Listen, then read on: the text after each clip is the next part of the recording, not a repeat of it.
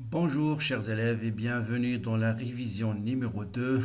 Donc dans la révision numéro 1, on a parlé des ondes mécaniques, donc on va enchaîner avec les ondes sonores.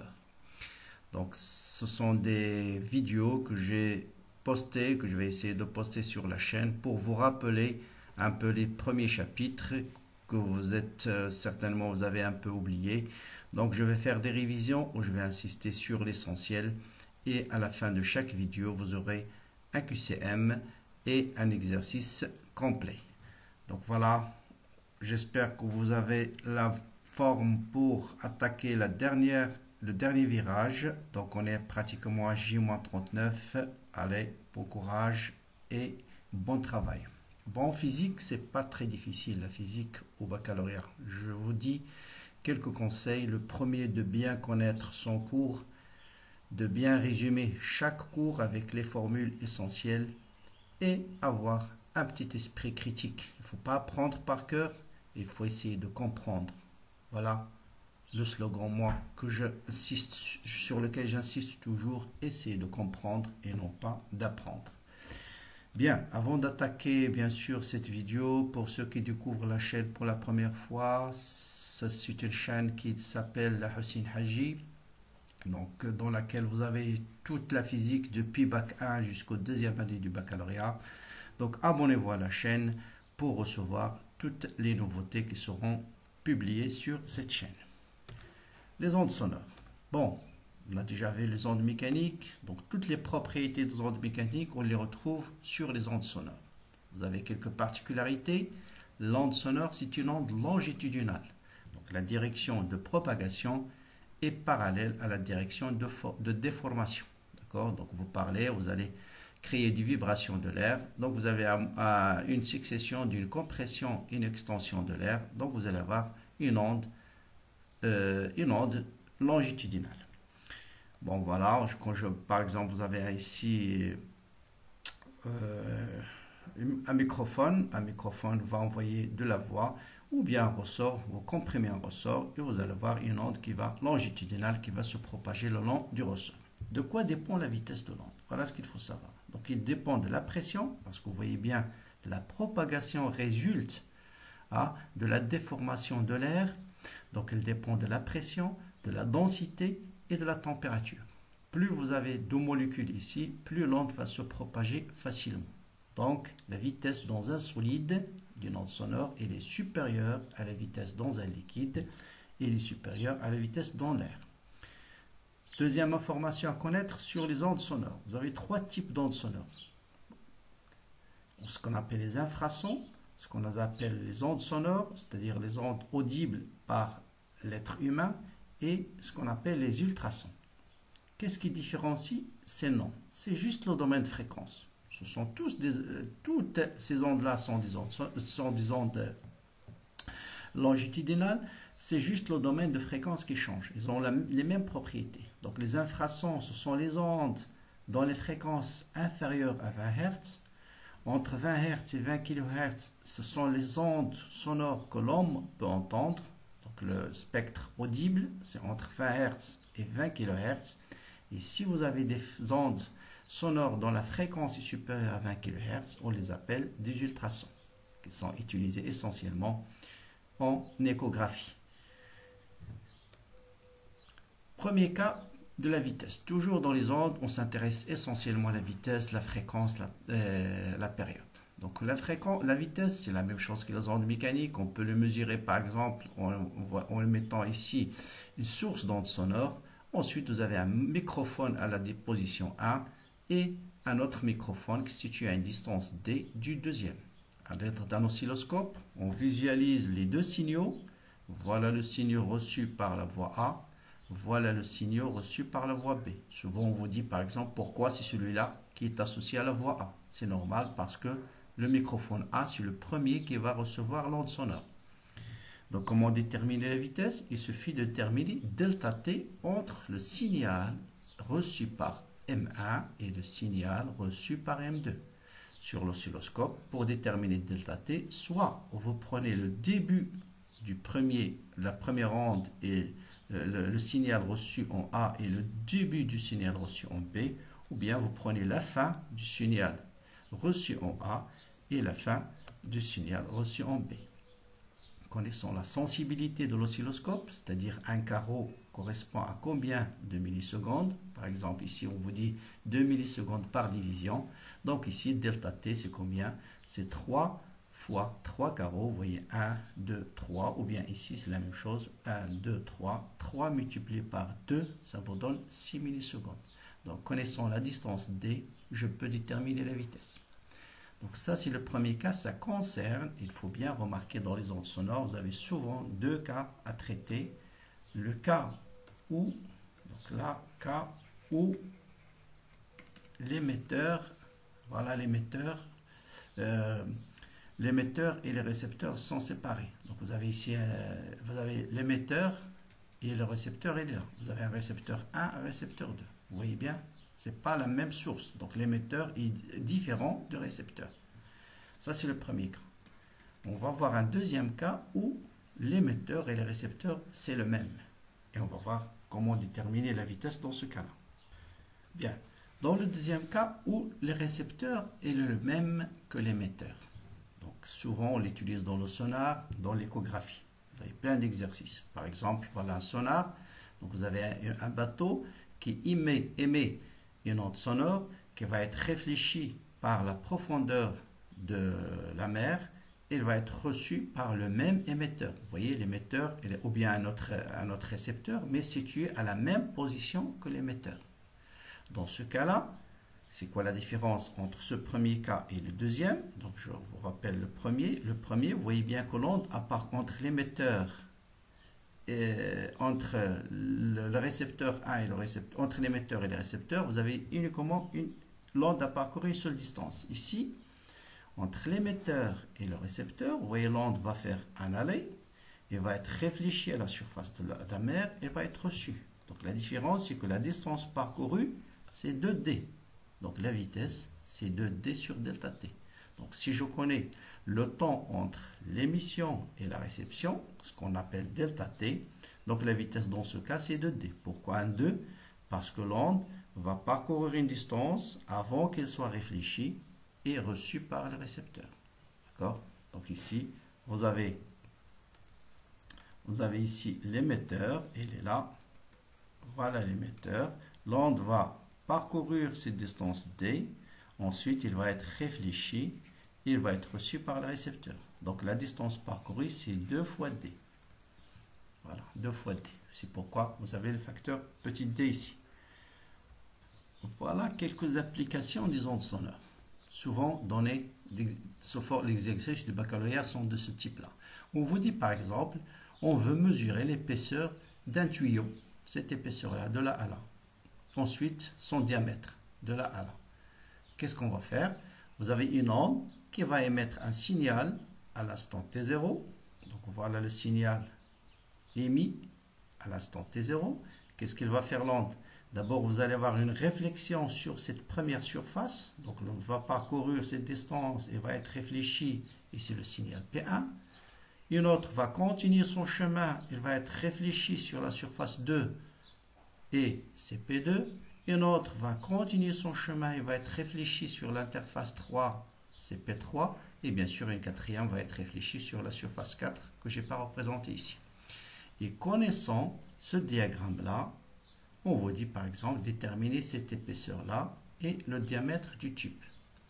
Eh bien, vous voyez bien que delta T1, donc là, le delta T1, qui est, donc je vais essayer d'écrire, delta T1, ce delta T, de là à là. C'est le temps entre quoi et quoi? C'est cette différence de temps. Donc vous avez le signal 1, il va faire un aller-retour. Hop. Voilà. Le signal 2, le signal, ça c'est le signal reçu à position P1. Le signal reçu à la position P2, qu'est-ce qu'il va faire lui? Il va faire ce chemin jusqu'à P2, il va être réfléchi. Donc en fait, c'est quoi la différence entre, ou bien la distance parcourue en plus par le signal réfléchi par cette surface et le signal réfléchi par surface? Et bien sûr, c'est cette distance-là. Voilà la distance supplémentaire qu'a fait cette onde-là qui a été réfléchie sur cette surface. Donc il a parcouru 2 fois E comme distance supplémentaire. Donc pendant ce delta t, c'est-à-dire la différence entre le signal ou bien l'onde réfléchie sur la surface A et l'onde réfléchie sur la surface 2, voilà ce delta t. Pendant ce delta t, l'onde a fait un aller et un retour ici. Donc il a parcouru une distance de 2 E, tout simplement. Donc delta t1, connaissant la vitesse, connaissant delta t1, je peux déterminer l'épaisseur. Donc vous avez 2 fois E est égal à la vitesse 1 fois delta t1. D'après ce diagramme, je peux déterminer delta t1, c'est 1 microseconde. Connaissant bien sûr la vitesse, je peux déterminer l'épaisseur. Et la même chose, pour déterminer ce diamètre-là, on va prendre le signal, l'onde réfléchie sur 2 et l'onde réfléchie sur 3. Voilà le décalage entre les deux. Quelle est la distance supplémentaire qu'a fait l'onde réfléchie par l'interface 3 par rapport à 2? C'est cette distance-là, c'est 2D. Donc V2 toujours égal à 2D sur delta T2, et delta T2 c'est ce temps-là. Voilà delta T2. Voilà, on va lire directement 257 moins 7, ça fait 250 microsecondes. Même principe, connaissant la vitesse et delta t, je peux déterminer le diamètre. On utilise aussi le même principe en échographie pour mesurer par exemple le diamètre d'un fœtus ou bien le diamètre de l'iris, de l'œil. C'est exactement le même principe. Maintenant, souvent dans les ondes sonores, soit vous travaillez ce qu'on appelle les ondes en émission continue ou bien sous forme de salve. Émission continue, c'est-à-dire vous avez une onde sinusoïdale continue ou bien sous forme de salve. Qu'est-ce qu'on appelle un salve? Un salve d'ultrasons correspond à des ultrasons émis mais de façon limitée. Alors, utilisé par les chauves-souris, utilisé par pas mal d'animaux pour la communication. Donc il envoie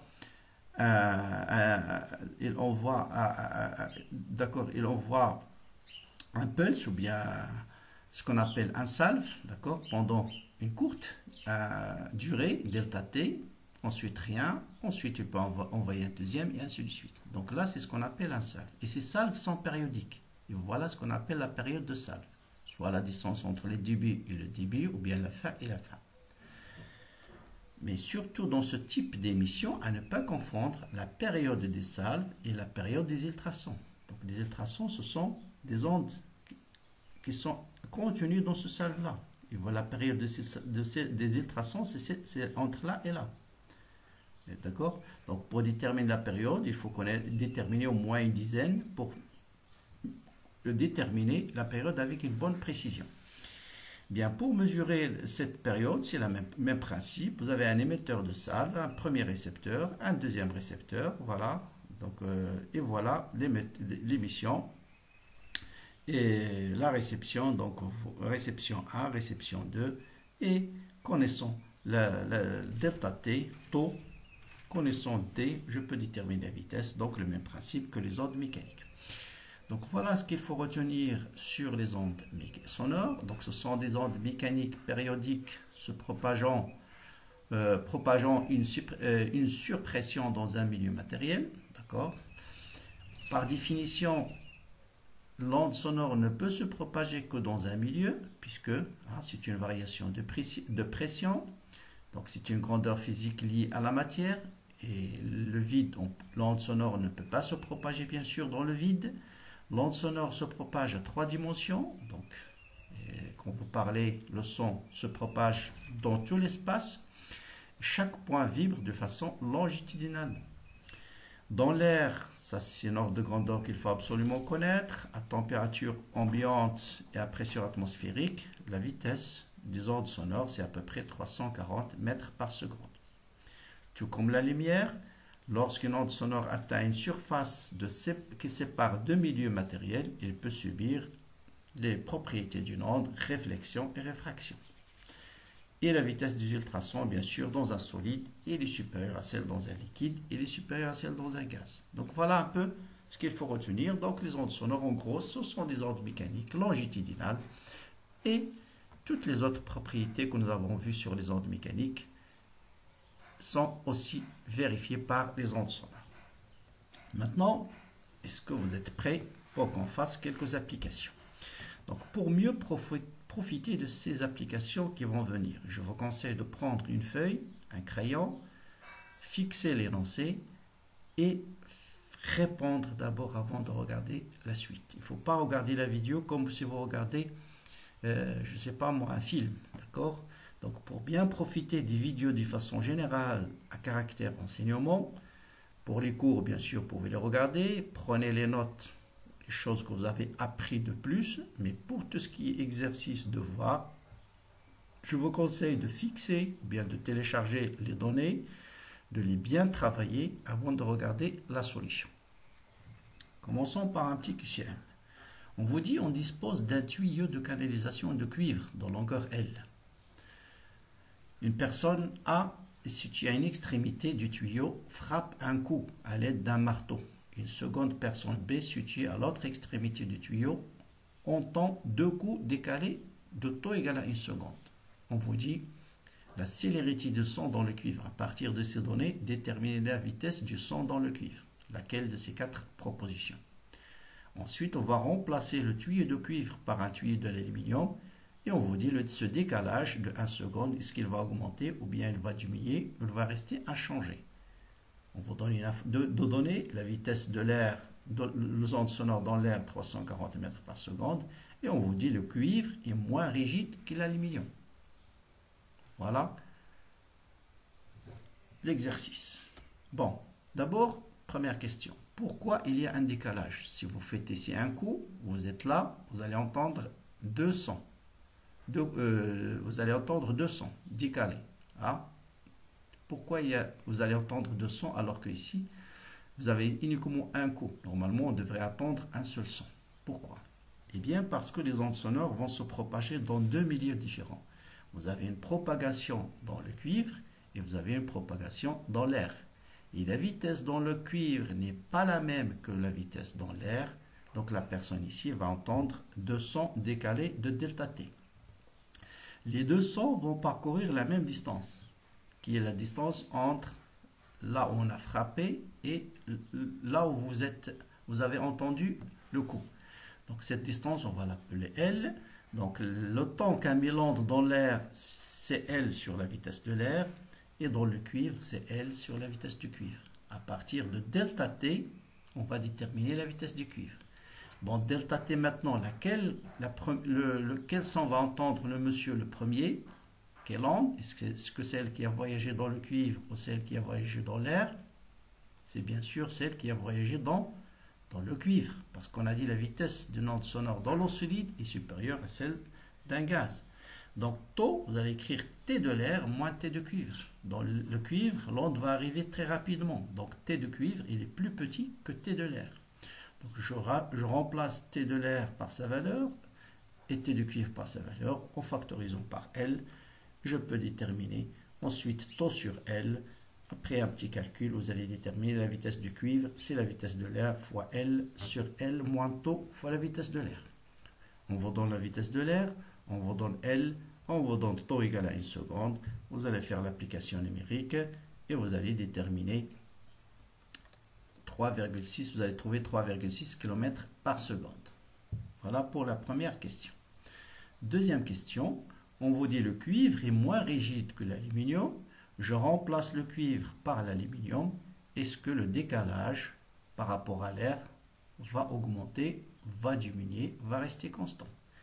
Puisque le cuivre est moins rigide que l'aluminium, autrement dit, si vous voulez, il est plus dense, l'aluminium est plus dense que le cuivre, donc la vitesse de l'aluminium va être supérieure à la vitesse du cuivre. Donc, si le monsieur frappe ici un coup, vous allez voir, s'il y avait les trois, il va entendre trois coups. Le premier qui a voyagé dans l'aluminium, ensuite le second qui va voyager, qui va se propager dans le cuivre, ensuite le troisième qui va se propager dans l'air. Et si on compare prend juste l'air et l'aluminium, vous voyez bien que le décalage, si j'utilise l'aluminium, le décalage va augmenter. Donc si ici vous avez un décalage d'1 seconde, ici vous allez avoir un décalage par exemple de 2 secondes ou 1,5 secondes. Donc taux prime va être supérieur à taux. Taux de l'aluminium va être supérieur à taux du cuivre. Donc voilà pour cette première application. Passons à un exercice sérieux. Complet. Donc, étude de l'onde ultrasonore dans l'eau de mer. On va commencer par des questions qu'on vous pose souvent au baccalauréat, des questions de cours. Souvent, on vous dit répondre combien de réponses vraies ou bien répondre par vrai ou faux. Bon, définir une onde mécanique progressive, ça c'est absolument à savoir, souvent posé au baccalauréat. C'est un phénomène de propagation dans un milieu. Il suffit de préciser sans transport de matière. Propagation de l'énergie sans transport de la matière.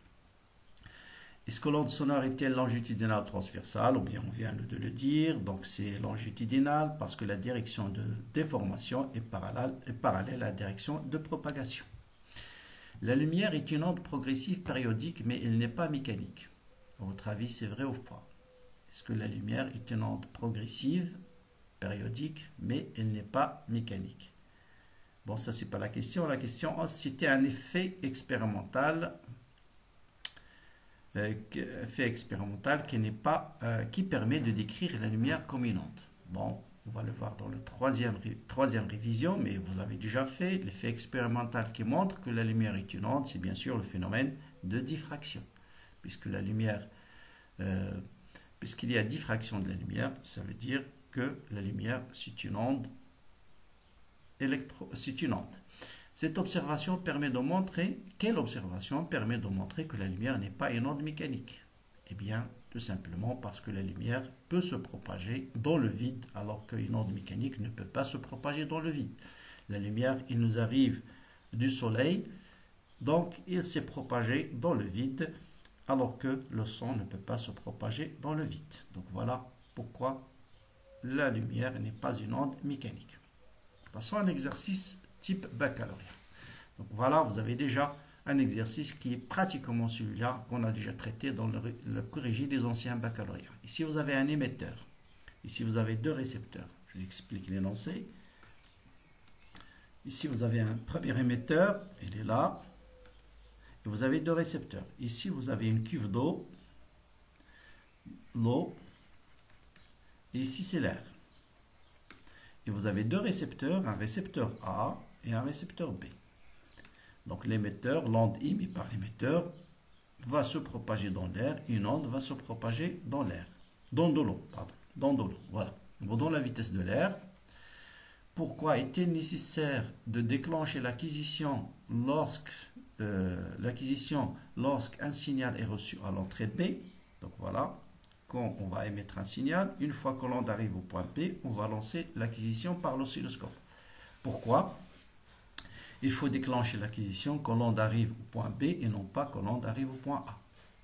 Donnez l'expression de delta T entre la réception des deux récepteurs, TA et TB. TA, c'est le temps mis par l'onde dans l'air, TB dans l'eau. Ensuite, on détermine delta T pour différentes distances et on traite les données et on trace sur un tableur delta T en fonction du temps. Voilà, on va le voir dans la suite. On a tracé delta T en fonction, donc on déplace en fonction de D. En changeant la distance D, et on mesure à chaque fois delta T. Voilà. Et on a tracé cette courbe-là. Voilà, vous avez delta T en fonction de D. Bien. Question. Donnez l'expression de delta T en fonction de D, V de l'air et V de l'eau. Justifiez pourquoi l'allure de la courbe est une droite. Déterminer graphiquement le coefficient directeur de la droite, autrement dit la pente, et en déduire la vitesse, la valeur de la célérité VO des ultrasons dans l'eau en prenant la vitesse de l'air est 340. Voilà un moyen qui permet de mesurer la célérité.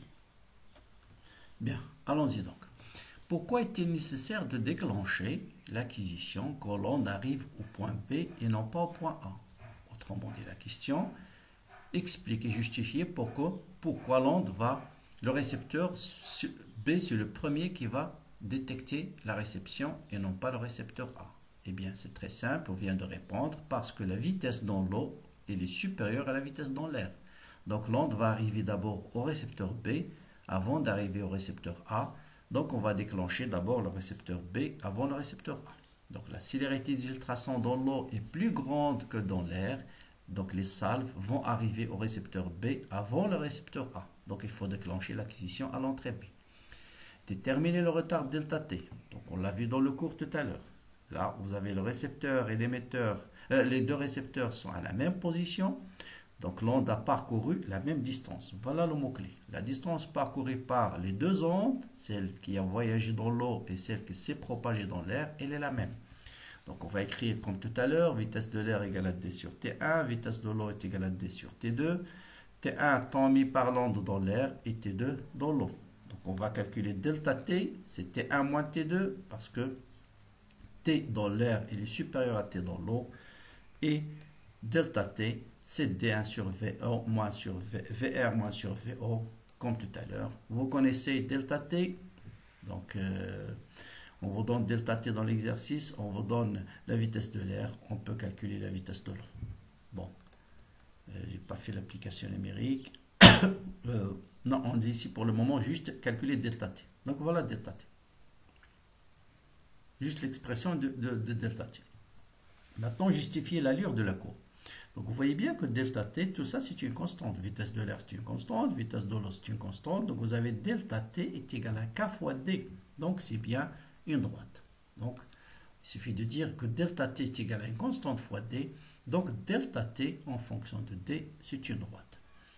Quel est le coefficient directeur? Bon, il suffit de prendre un point. Voilà, le point le plus simple c'est celui-là. Donc la pente c'est 2,5 divisé par 1,1.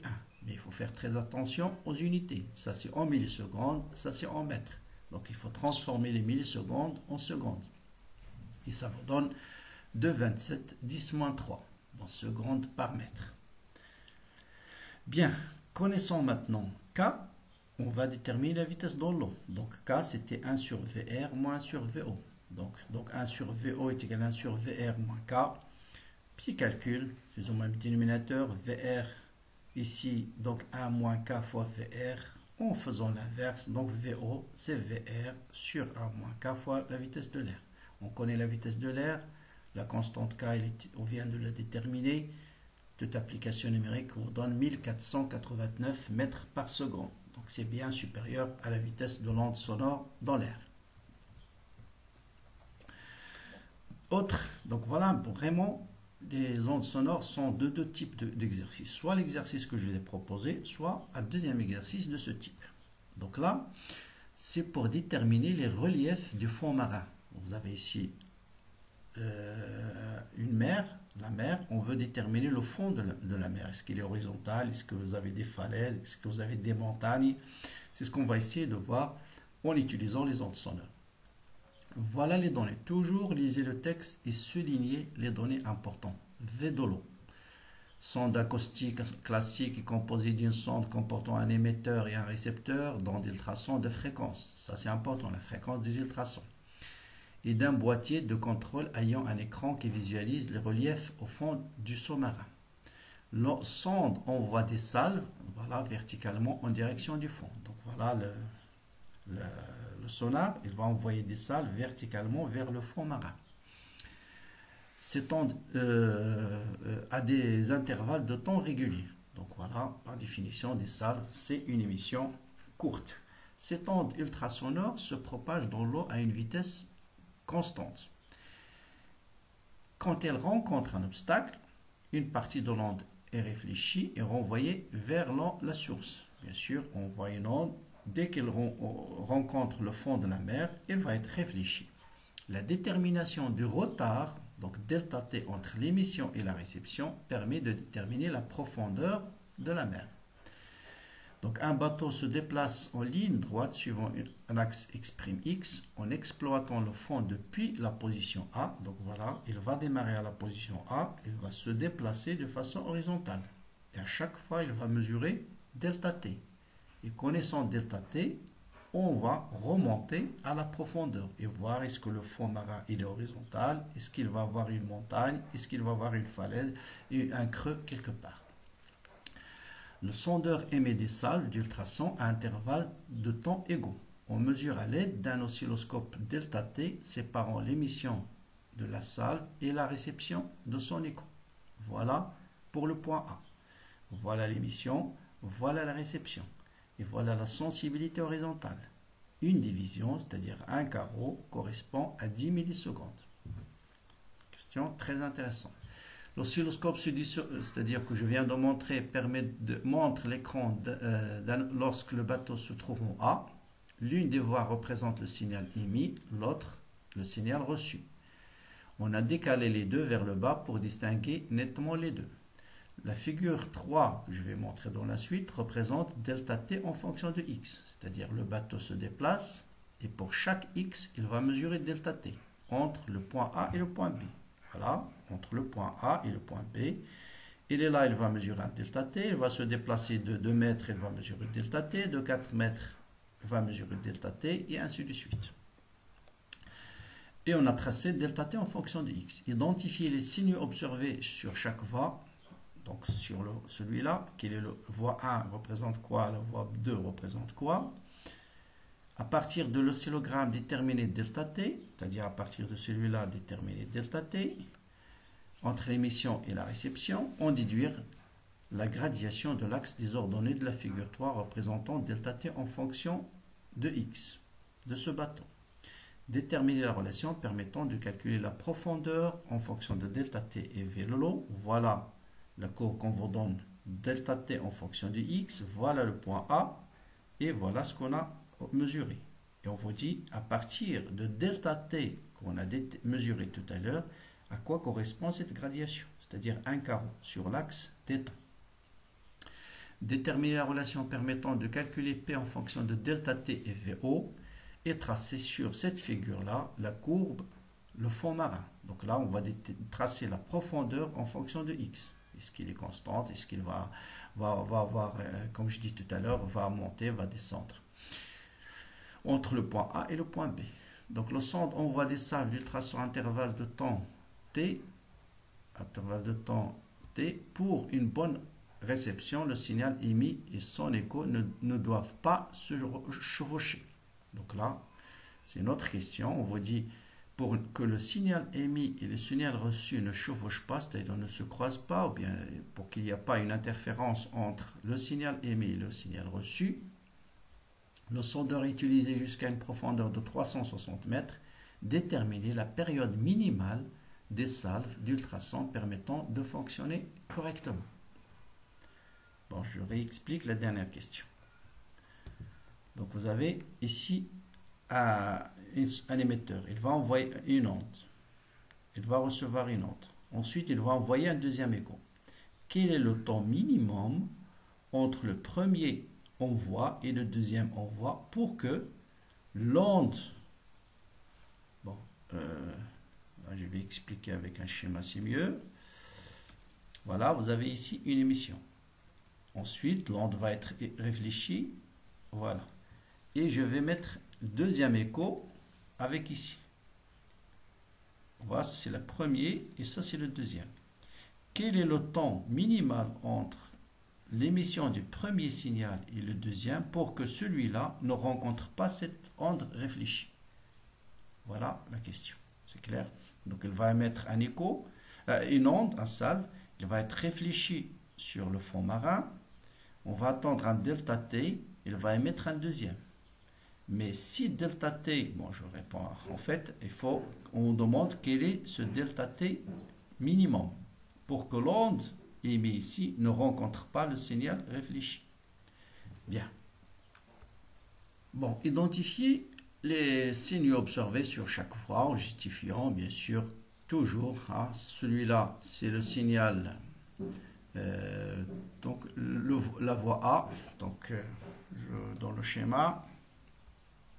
Je répète, ce schéma représente le signal au moment de l'émission et le signal au moment de la réception. Bon, lequel correspond à l'émission, lequel correspond à la réception. Bien sûr, la voie A correspond à l'émission et il faut attendre un temps avant que le signal soit réfléchi par le fond marin. Donc la voie 2 correspond à la réception. Mesure delta t. Toujours delta t, je prends soit le début du salve, premier salve émis et le début du salve reçu, ou bien la fin. La fin, c'est la même chose. On prend le début, donc vous voyez combien? Un carreau, une division de à peu près 0,6, donc 2,6. Donc 2,6 en utilisant la sensibilité horizontale, il faut multiplier par 10 millisecondes. Donc ce delta T correspond à 26 millisecondes pour le point A. Donc radiation de la figure. Maintenant pour le point A. Vous voyez, quand l'onde était émise ici, il est réfléchi par le fond marin. On a mesuré delta T. Donc là, on a mesuré delta T pour le point A. Delta T, ici, hop, il est réfléchi. Et ce delta T égale à 26 millisecondes. Ici, on vous donne delta T en fonction de X. Voilà le point A. Ça, c'est le point A. Voilà le delta T qu'on a mesuré pour le point A. Donc, ce delta T correspond à 26 millisecondes. Donc, tout de suite, vous avez une division correspond à 26 millisecondes. Voilà la réponse à la question. Donc voilà, entre le tableau et le point A, il y a, vous avez delta T, c'est 26 millisecondes, vient de calculer. Or, dans la figure numéro 3, delta T correspond à un carreau. Donc, delta T égale 1 carreau correspond à 26 millisecondes. Détermine la relation permettant de calculer la profondeur P en fonction de delta T et V. Bon, ça, on l'a fait plusieurs fois. Voilà la profondeur P, c'est de là à là. Donc, vous avez la vitesse, c'est 2P sur delta T. Donc, tout de suite, P, c'est V fois delta T sur 2. Bien. Maintenant, on va déterminer l'allure du fond marin. Est-ce que le fond marin est horizontal ou bien il contient des montagnes? Comment on va les déterminer? C'est à partir de ces données. On vous donne entre le point A et le point B, voilà delta T. D'accord? Donc là, si vous voulez, on va essayer de compléter ce schéma. Donc ici, vous avez 26 millisecondes. Ici, 26 fois 2, donc 52 millisecondes. Et ainsi de suite. 26 fois 3. Donc ici, vous avez 10 mètres. Ici, c'est 30. 10, 30. Et le point B, c'est 10. Bien. Pour exploiter le fond marin, vous voyez bien qu'entre le point A et 10 mètres, delta T, il est la même. Donc, le fond marin, il est horizontal. À quoi est égal cette profondeur-là du fond marin entre A et B? Bon, on connaît delta T. On a l'expression, vitesse, c'est 1,5 puissance 3, c'est la vitesse de l'onde dans l'eau, fois delta T, qui est 26 millisecondes, divisé par 2.